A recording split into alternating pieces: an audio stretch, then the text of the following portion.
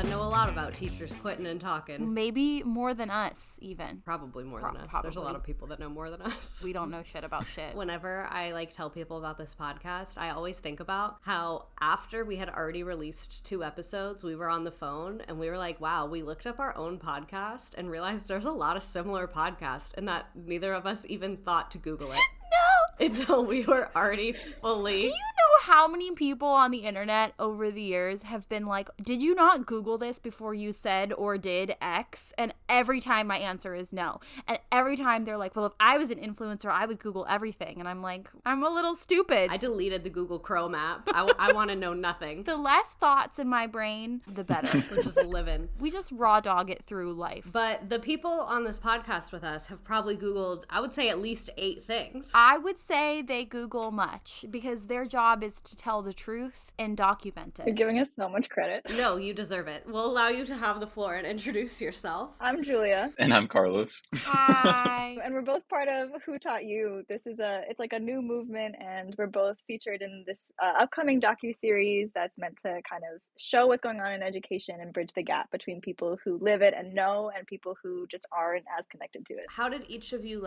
come to that? Did you work in education? Were you just a child and you were like, teachers matter, and carried that to adulthood? I am still a college student, so I'm a junior at the University of Nebraska-Lincoln studying secondary ed social sciences. The way that I found out about this is through my scholarship coordinator. He sort of nominated me, and so I kind of just got an email one morning and I was like, what the heck is this? This is mind-blowing. This is everything I want and more. The first thing that I had to do was do a precast survey, so I submitted that and then didn't hear much for a bit, so I was like, oh, okay, I guess this isn't happening. And then I got reached out by the director, did a Zoom, went through the casting process, and here I am now. As someone who is a big fan of secondary social sciences but did not major in it, what made you choose that? Is that a decision you came to in college, or did you always know that that's what you wanted? Definitely in college, just because when I first came in as a freshman, I was actually music education. I thought I wanted to be a music teacher in either middle school or high school. That was definitely a very vigorous program. My freshman year was also COVID year, so there was just a lot going on, and I decided to step away from that pathway. My deepest condolences to have your freshman year be COVID year. I think of y'all a lot. Thank you. You know what? You're going to be the most interesting person at the old folks home, though, so don't even worry about it.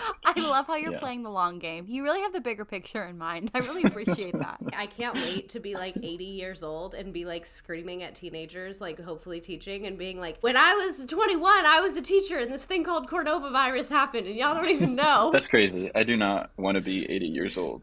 Oh my God.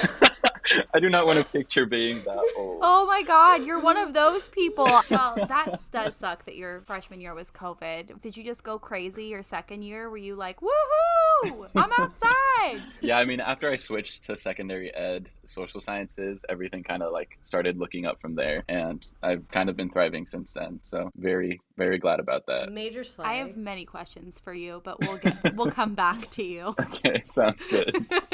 Julia, tell us about you. Yeah, I got really lucky with Who Taught You. I had literally just resigned my job teaching in a Philly public school and had no plan and was literally planning to go back and bartend or waitress or whatever and figure it out, just live on a vibe. I have a twin sister who also is a documentary filmmaker and happened to be connected to and friends with the people who are doing this, and they knew about me because they would just chat about each other's families. And she told Sally, the director, that her twin sister had just resigned from her teaching position in Philly, and Sally said, oh, we'd love to just hear about what happened. And we had a conversation, told her about the whole shebang, and they offered that I could participate in this. Even my twin looked at me when I said yes so fast. She was like, I thought you were gonna think about it for a second. And I was like, no, I thought about it. This is a great option for me to process this complete whirlwind that just happened to me, and also maybe make some money while I figure it out. And it's become more than that. This is very much the thing that I'm doing now. I'm still living on a vibe. Yeah. Living on a prayer and a vibe, but this is the focus. Are now. you getting paid to be in the documentary? Carlos and I get paid and it's rare for people in documentaries to get paid. Yeah. We get paid like a stipend for the shoot days, basically to compensate the fact that it's like 14, 15-hour days that you can't do anything else during. What? The shoot days are pretty intense. What the hell are you doing? I mean, we're having conversations with people, but we're like setting up and breaking down all the equipment. We've learned so quite a you're lot. cast and crew. Yes.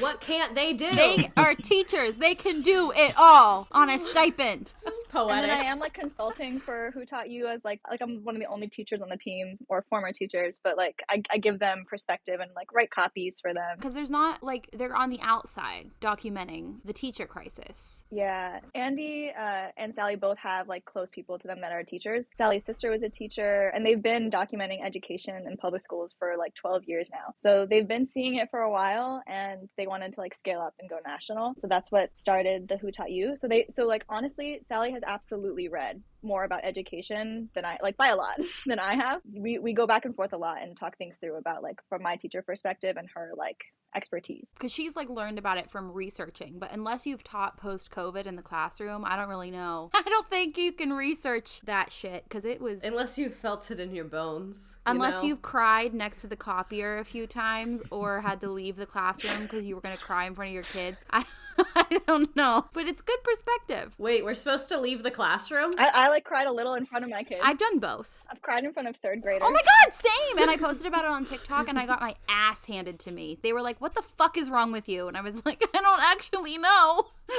One time I cried with 11th graders because I just was on my period and got kind of emotional about the women's rights movement and just like got really too into what I was teaching. Oh my God, yeah. And they roasted me, but not really, like kind of in the other way. I think when it's third graders, they don't really know what to do. It was like a tear. It wasn't like a breakdown, but they were like... Mine felt bad for about 20 seconds before they got back on their bullshit again. So it didn't really... They were fine. I didn't like traumatize them. Kids are resilient. I have cried during book reads, though. In front of kindergartners, you like read the end of Charlotte's Web or something, and you're like crying, and they're like, teacher, what's wrong? My 5th grade teacher, we read Marley and Me like as a class, and she made... What the hell? She made this one kid read the chapter. Spoiler alert, if you're planning on reading Marley and Me, she made this one kid read the chapter where the dog died because she was crying so much. She was like, I can't do it. She was like, Jacob has to do it. And I have never respected a teacher more in my life ever before or since that moment, where I was like, you're real. Why would you read that book in school? That is so sad. No, I think she was right for that, honestly.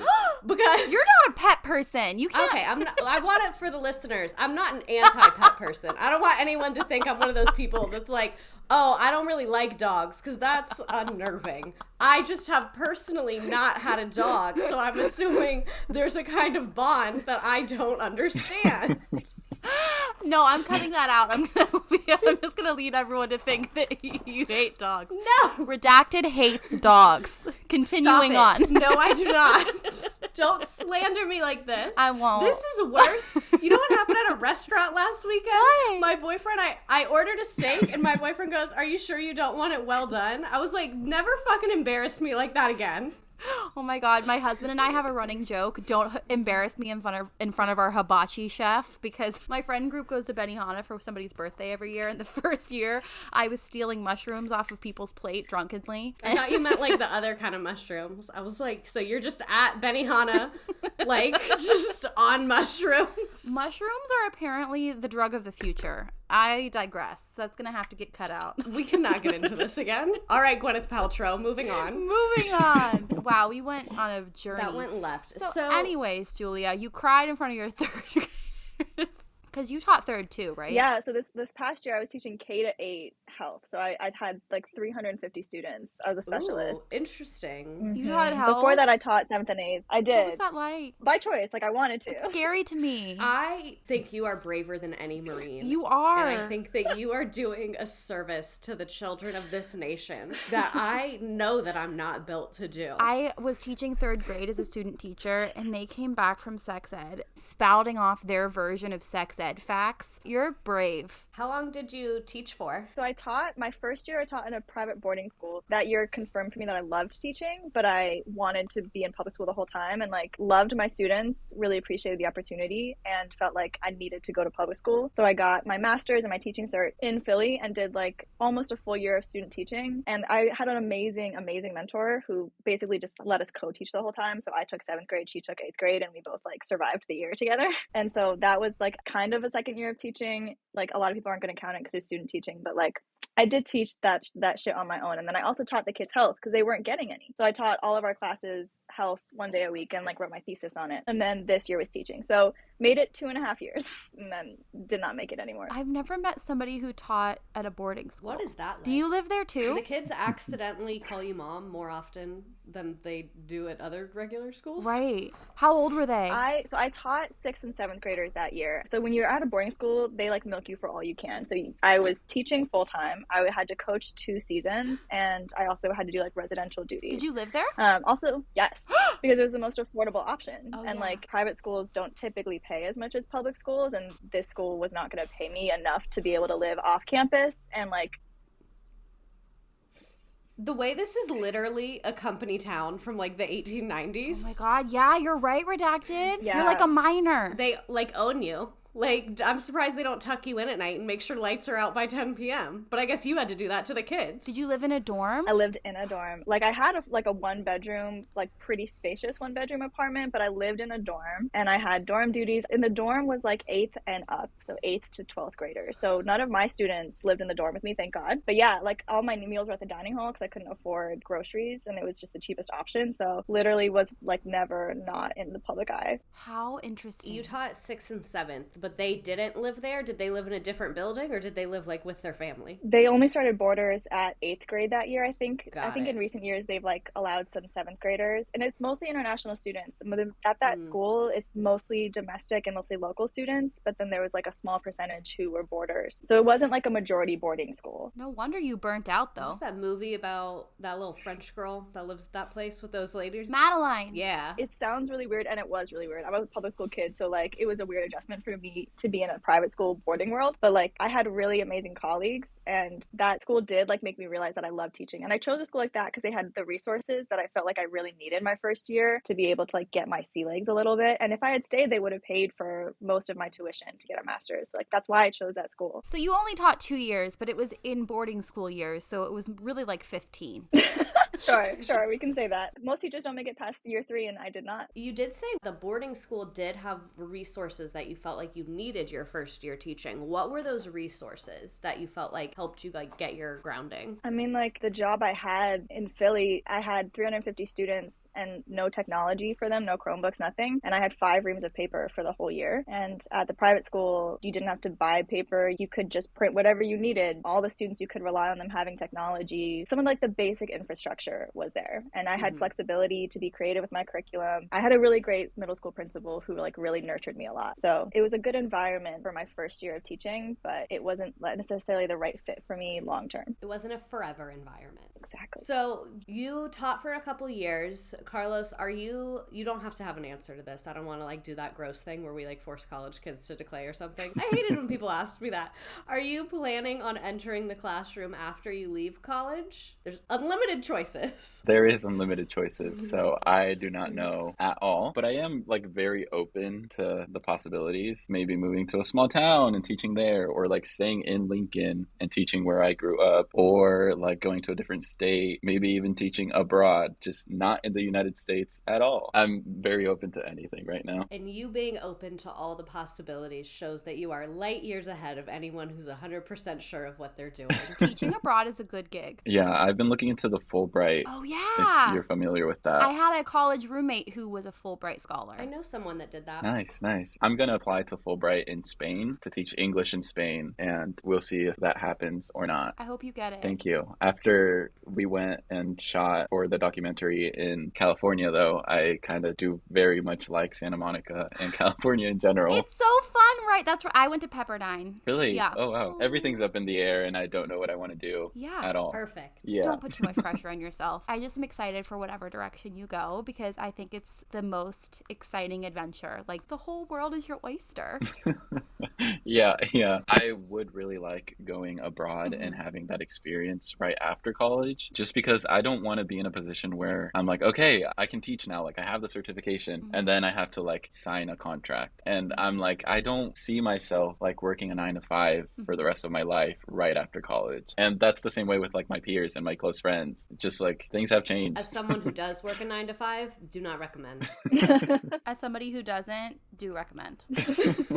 So I'm curious to see, like, what are some things that surprised you while shooting? Like, were there any pieces of information that were shocking to you or you didn't expect to find? I think for me, at least, I've just been so in the teaching world for the last like 3 years while I've been in it, but also like I was meticulously getting ready to go into it before that we've had some conversations with people who just are more disconnected from the issues, especially in public education. And some of those conversations have thrown me for a bit of a loop. I'm just like, how do you think that? And then I remind myself that like not everyone's For You page is like teachers all the time. So like what? Like what are some disturbing things people say or think? Well, it's not necessarily that it's disturbing. It's like just like shocking that the amount of people, for example, who like don't know that there's a teacher shortage or like don't know that teachers are like fleeing this field right now. Yeah, I've stumbled into some very scary looking comment sections recently.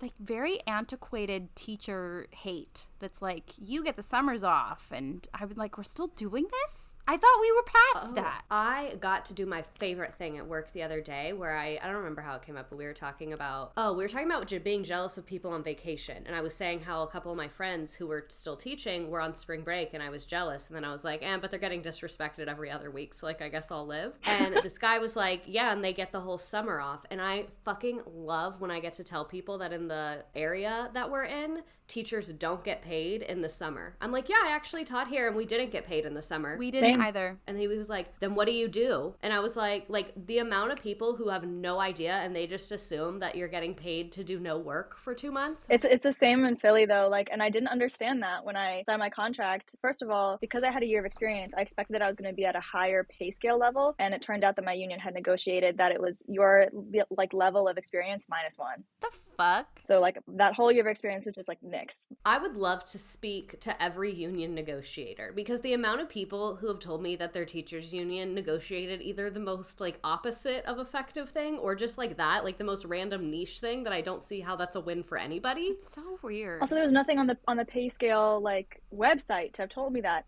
It was a family member who's like a journalist and very thorough who was like, oh, actually, you're not going to get paid that. I was like, way. Great. And then it also took me time to realize that the 10-month salary was posted. I had selected for it to be over 12 months. And so I didn't realize that my monthly budget was also like very different. Oh my God. Significantly less. That's a tough one to realize. Carlos, most first teachers don't know that. Yeah, and that's like something that I've been like seeing as being part of this like documentary, like seeing all of the different things that even my peers don't even really know about, and just the fact that I'm learning maybe not more than they are, but I'm gaining that experience of like I'm talking to people who were in it or are in it and they know how this works and how this doesn't work. And so like one of the more specific issues that I've just been sort of wrapping my head around is how are we actually gonna budget this teacher salary once we all graduate? Because so far like that hasn't really been talked about in like my classes or in general, just because right now it's all about preparing to teach, not how are you gonna manage your life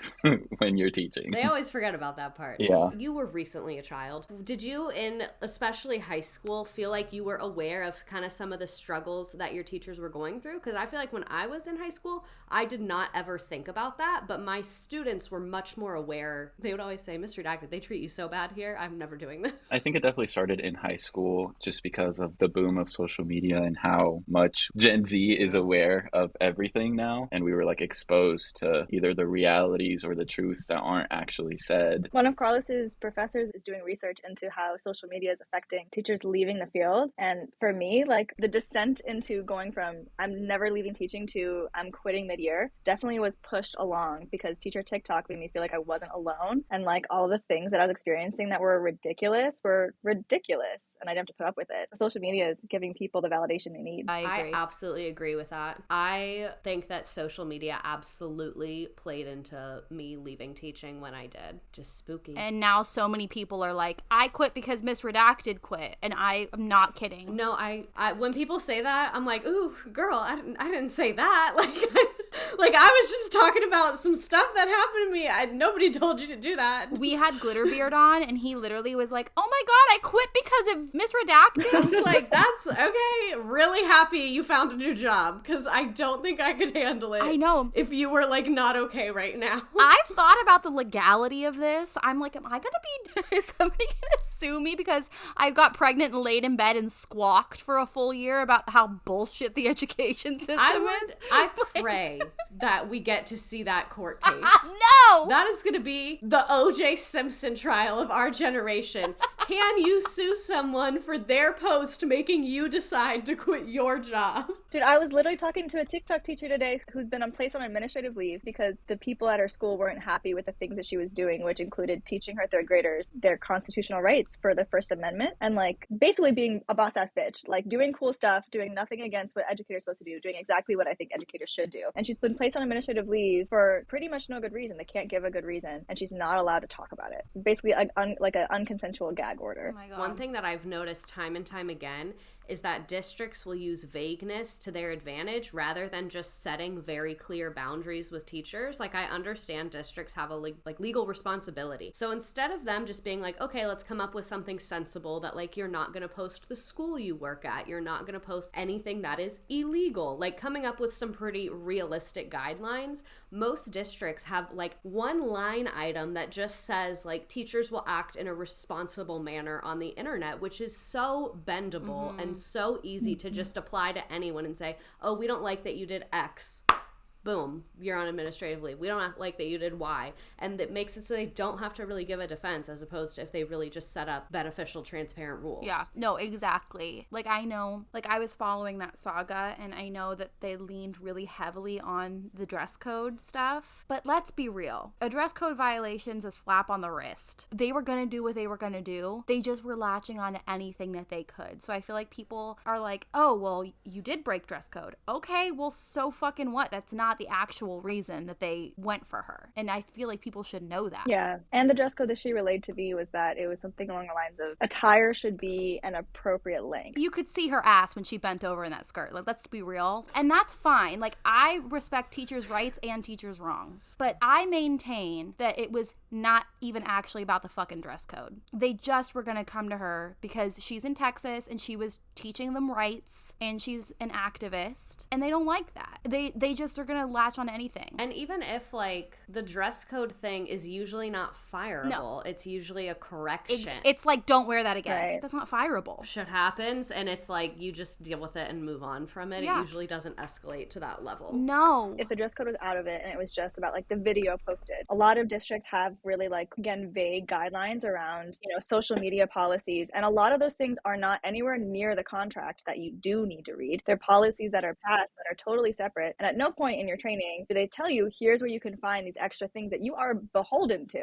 And there's probably hundreds of them that like you have to abide by and yet you're never made aware of. And that happens to teacher after teacher on TikTok. Like, so many people have had those issues.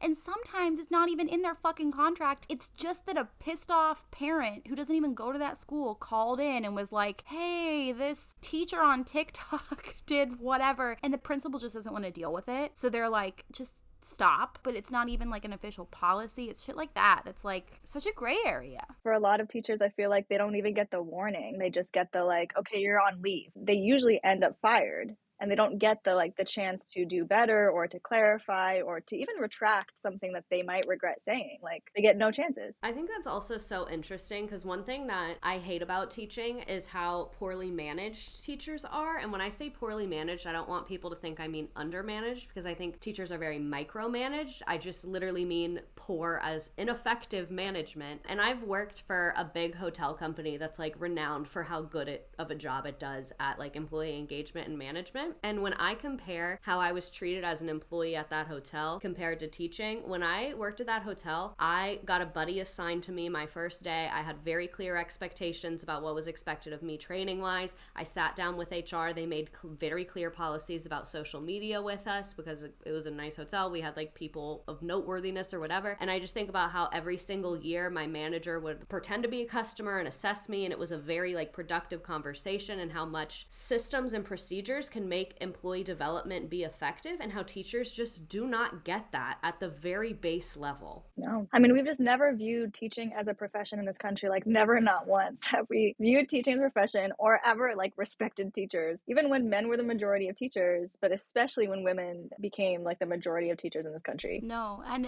have you seen that? Like, I don't know the legitimacy of it, but have you seen the list of teacher rules for women? And it's like, I need to find this. It's my favorite list ever. So 1915 rules for teachers. Starting off strong with, you will not marry during the term of your contract. You are not to keep company with men. You must be home between the hours of 8 p.m. and 6 a.m. unless attending a school function. You may not loiter downtown in ice cream stores. I guess like all the bitches be hanging out at ice cream stores. You may not travel beyond the city limits unless you have permission of the chairman of the board. You Holy may not shit. ride in a carriage or automobile with a man unless he is your father or brother. What about brother-in-law? You may not smoke cigarettes. You may not dress in bright colors. You may under no circumstances dye your hair. You must wear at least 2 petticoats. Your dress may not be shorter than 2 inches above the ankle. And to keep the schoolroom neat and clean, you must sweep the floor at least once daily, scrub the floor at least once a week with hot soapy water. Or do they give the soap? Clean the backboards at least once a day and start the fire at 7 a.m. so the room will be warm by 8 a.m.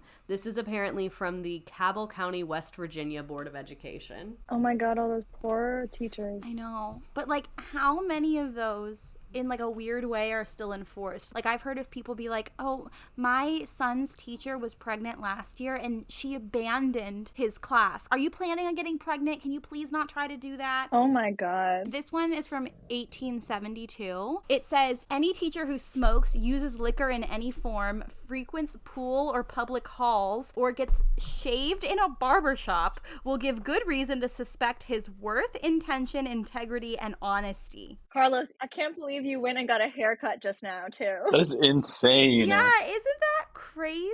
And like, it's unfortunate that we have carried over so many like antiquated ways of thinking that just are so oppressive and fucked up. It has nothing to do with you doing your job well if you are on social media or like if you break dress code. Oh no. So what? So few of those rules are like verbatim. We have to follow them today. Like, yes, you can ride in a carriage if you find one. But like today, you can't have shit on social media that reflects that you are young and dumb ever. At any point, like even when I was living at a boarding school, I never felt like I could walk around in PJs, even in like the hall in which I lived. There's such a focus on teachers being perfect at all times. You can't be human beings. So like the essence of that entire list is still completely in effect today. And it's such fucking bullshit. And I think it's also part of why people burn out, because you can't be perfect all the time. I remember my first year teaching, I had this really funny moment where after a night of making probably not the best choices I could be making for my mind, body, and spirit, I was in the McDonald's drive-thru at 3:30 in the morning, and to my horror, my student was the one ringing me up and giving me my food, and she goes, "Damn, I really forget that y'all be out and doing stuff." And I was like, you're right. We are out and we are doing stuff. Mad respect to her. I don't think she told any of the other kids because none of them ever brought it up to me. I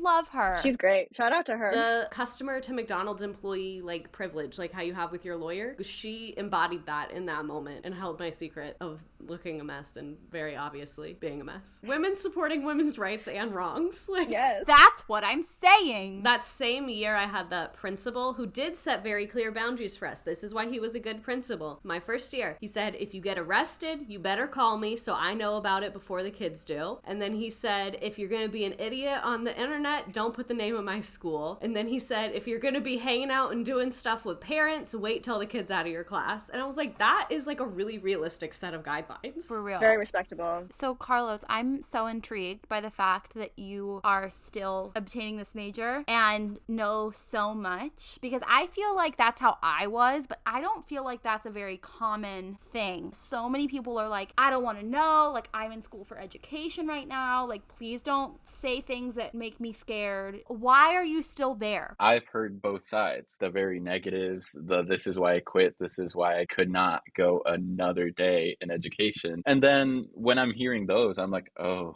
okay, like, let me take a step back. But then at the same time, when I'm talking to someone and they're like, don't forget the great experiences was like, this was the best day of my life. And I would not have this if I didn't go into education. And then I'm like, wow, why did I ever doubt that I want to be a teacher? So I am hearing both sides of the story to like the extremes. And through all of that, I'm kind of like formulating my own opinions. And I think that's what I enjoy. And that's what I'm getting out of all of this. Like I said earlier, I'm very open to everything. And so I'm just going to let time do its thing, because what else can you do? Let time do its thing.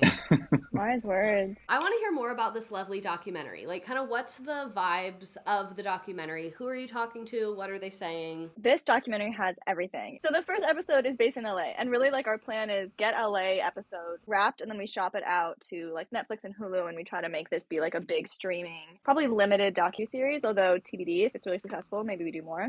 We're talking to as many different people as we possibly can. So teachers, people not in education, admin, parents, students, business leaders, politicians, especially, because we really want to talk to people who are very influential in making decisions around what happens in education, but who maybe don't actually know what's going on. And what we're doing when we go back to LA at the beginning of May, especially, is focusing on business people and trying to walk them through, like, what do you understand about the teacher exodus right now? And how do you understand it affecting your business? It's going to affect your bottom line. It's going to affect the people you hire. But like, what do you actually realize about it? And are you going to be concerned by the time we're done having this conversation? Do they get concerned usually or no? We haven't talked to a business person on film yet, so okay. We'll see how it goes. I like scaring people, so I think we'll be successful. I hope that you scare people. Can you I wonder if there's a way where you can somehow legally and ethically, of course, deceive them into thinking that they are being detained and they can't leave, because then I feel like you could really, like Stanford prison though. You get creative with your space. I think you could really get into like the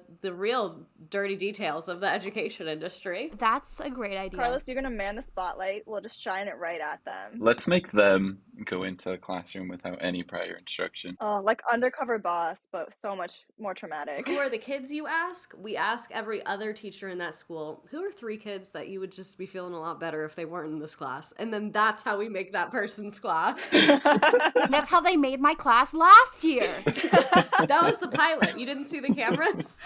Oh my God. I'm just so excited for you. Like, and maybe I'm biased, but I have so much respect for teachers who are going into the field who just kind of want to know everything, like the full picture. Because it is my belief that just because there's a lot of shit going on in the education system, it doesn't mean that education is necessarily a bad career. Like, I'm going to go back to teaching. I didn't have a great year last year. Like, I had the worst year last year. But, you talk to veteran teachers long enough, they will say to you, there are ups and downs. And the downs are downs. Like the recession, when Common Core rolled out, there were moments that were like really, really hard for them. That being said, like, I just am so excited to see like how it goes, where you end up. Thank you. I was like fortunate enough in high school to go to the Career Academy, which was like a dual credit program. So I was getting college credits in high school, and that's sort of where I did most of my practicums. Like, I have not had a practicum in college just because I already came in with them. So like, that's great. But at the same time, I'm like, okay, I'm kind of missing out on how the students, they're managing post-COVID stuff, because my practicums were before everything that happened. What state are you in? I'm in Nebraska. I have never heard of Nebraska. No, I've heard of fucking Nebraska.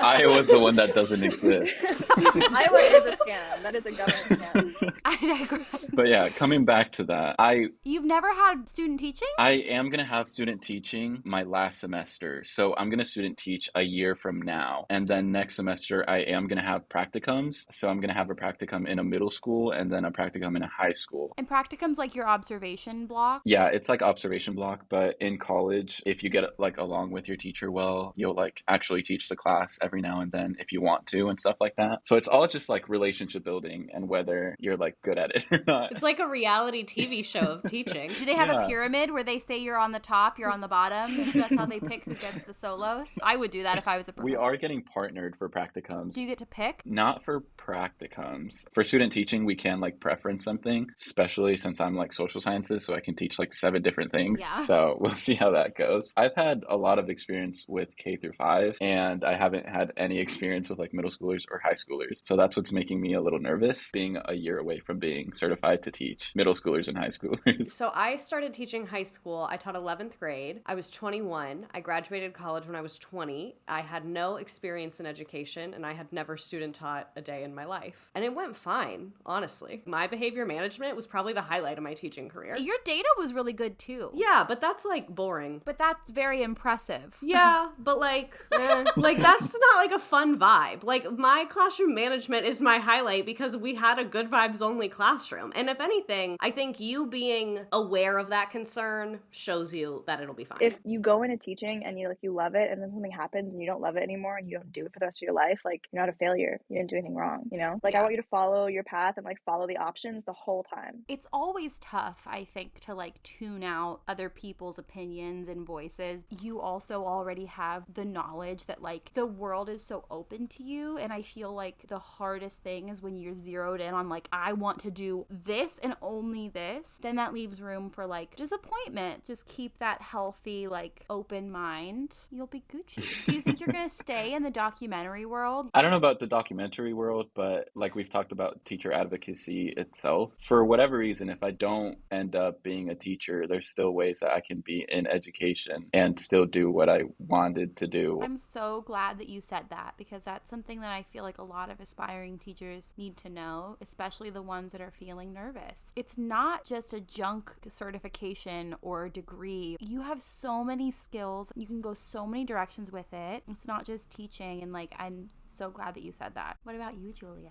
That's such a fascinating question. I wish I could deflect it. Really? I don't know what my next steps are going to be. I'm consulting right now on the sex ed curriculum at a Philly school. I love it. And like when we were talking about the health stuff, like I don't get squeamish at all. I was an educator on like sexual violence and sexual violence prevention. Damn. So talking to people about sex, drugs, and drinking is up my alley. I love doing it. I think it's so necessary, but not enough being done. And I don't have any like grandiose ideas of what I can do on my own, but I would like to pitch in and do what I can. I don't know if I'm going to go back to the classroom because, you know, the reason I left was the conditions were so bad, and I don't want to go back to a private or charter school. I only want to go back when the conditions are better for teachers everywhere. There's just a place for everybody. Even people who aren't educators can advocate for teachers. And we need that, actually, because there's nothing scarier than feeling like nobody has your back. But what can make you feel better if you're in that situation? It's the community members. It's the parents. People who, if you got pushback from admin, would call the school and be like, hey, like,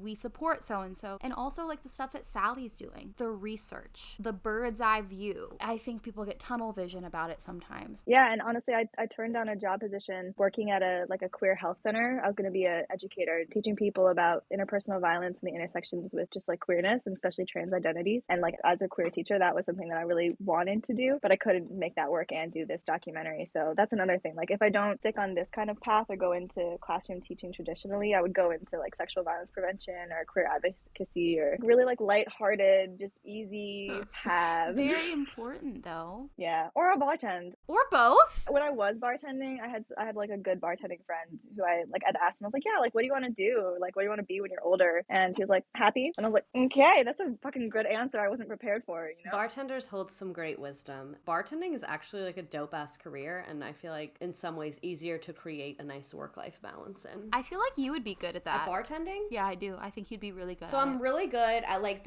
I've done it before, and I'm really good at like the little chit chat and like the like listening to people's darkest secrets and all of that. But I am really bad at remembering small details. So I make a lot of people's drinks wrong, and then I just make them really strong, and I'm like, they'll be fine because they're strong. And then all the managers would be like, please stop wasting so much alcohol. Like there's parts of it that I'm good at. So you'd be my favorite bartender, is what you're telling Exactly. me.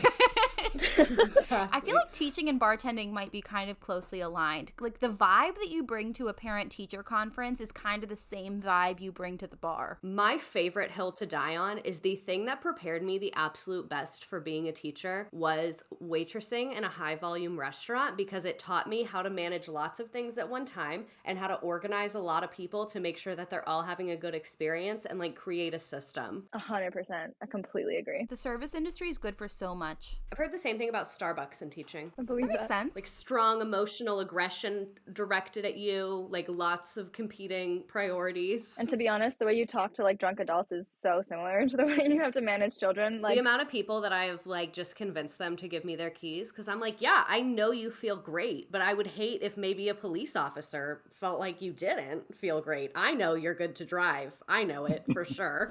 But those cops, man. It's like, me and you are friends. I am not the enemy.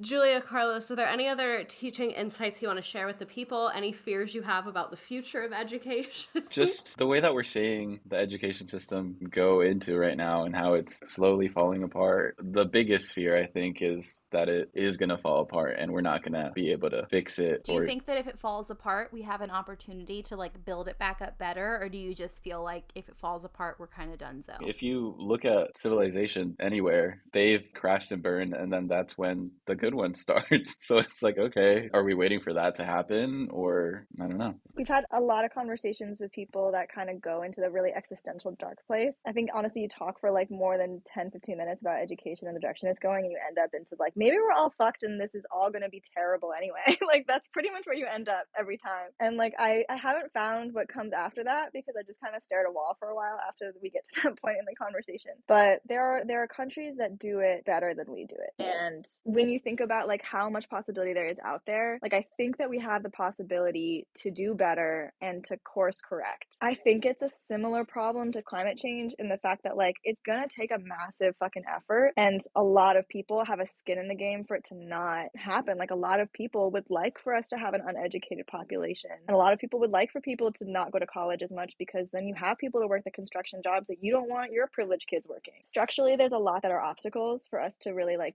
pivot away from this like dark path that we're maybe on. But I think that there are a lot of people who care. I think that there are a lot of people who just don't actually know what they need to do and know where to start. That's part of why I like the Who Taught You model of like, we try to get people to at least recognize the people that made a difference for them in schools, feel a little bit more connected when they feel disconnected to education or they feel hopeless. Just like spread some good vibes, pay it forward. And then we maybe kind of scare them a little bit with this documentary, or at least like pull the covers back a little. The last step is we try to give them something to do about it. We want to foster conversations for people where they go and get in a room where there aren't phones or microphones or whatever is going to make them worry, that they actually speak their mind. They get to talk to people at all levels, from like students, parents, superintendents, policymakers, blue collar workers, totally feeling disconnected. And we all just figure out what we need to do to make our communities and our schools thrive in the way that we all want them to thrive. I freaking love that. Have you practiced that? Have you said that like 8 times? That was amazing. Like in different interviews and shit? That was really good. Everything you said, I was like, yes.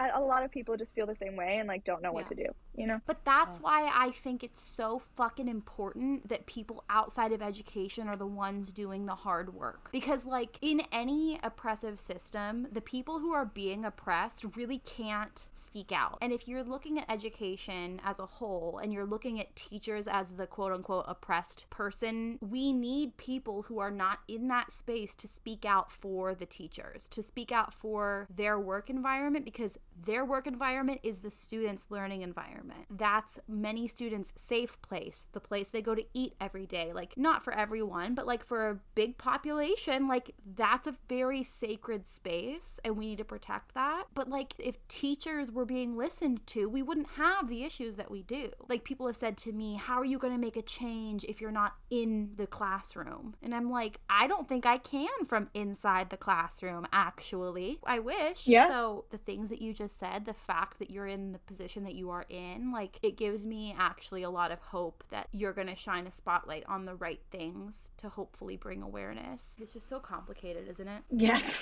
The two most important demographics for us to like win over, I guess, are parents and business leaders. Because like politicians, you can argue like have a stake in having an easily swayed electorate. And so like, you know, people who might be acting in bad faith won't really care about education, though many politicians do genuinely care. But business leaders have a financial incentive to have really qualified applicants, and they're simply not going to have that if our education continues the way it is. And then parents obviously care first and foremost about their students, but most parents in this country do not have the financial privilege that like the most powerful people in this country do. So the numbers of people that could be be speaking out, if we give them an easy way to do it because they want their students and their communities to have better than they currently do. I'm going to give you an idea that I think about very frequently. It's a bit of a conspiracy theory, but I think that this is good ammo for you to make the business people think. So Waffle House, the way that they do their ordering system is very weird. Basically, the server takes the order and then they put the condiments, like the little jellies, in a different arrangement on the plate to tell the line cook the order. They say they do this because it's very efficient, whatever.